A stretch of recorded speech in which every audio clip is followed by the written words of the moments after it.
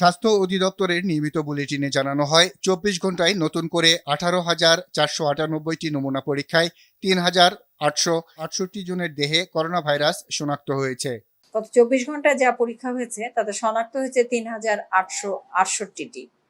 ২৪ ঘন্টায় শনাক্তের হার ২০.৯১% এবং এ পর্যন্ত শনাক্তের হার ১৮.৭২%।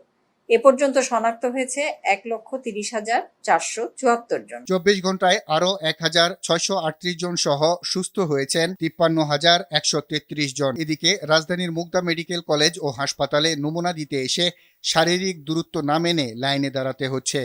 অনেকে আবার রিপোর্ট পেতে কয়েকদিন লেগে যাওয়ার অভিযোগ করেন। এর আগে করছে এখানে, তখন এখানকার রিপোর্টটা পাইনি। হাসপাতালের পরিচালক দাবি করেন নির্ধারিত সময়েই তারা রিপোর্ট দিচ্ছেন, তবে জনবলের সংকট থাকায় অনেক সময় কিছু সমস্যা হচ্ছে। রোগীরা সারা পথ শান্ত, এখানে আসতে তারা সেন্টিমেন্ট হয়ে যায়। এটা স্বাভাবিক, আমার রোগী হলে আমিও করতাম, বুঝছেন। কিন্তু রুগীটা তো তারা প্রাইভেটে টাকা পয়সা খরচ করে ওখান থেকে তারা শেষ করে নিয়ে আসে।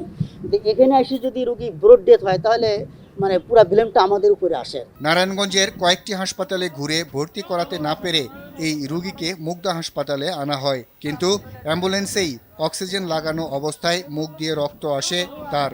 পরে পরীক্ষা নিরীক্ষা করে জানানো হয় রোগীর আগেই মৃত্যু হয়েছে।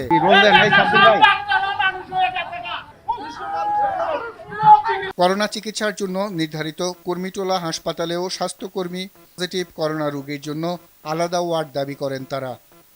আর বাদল, RTV, ঢাকা।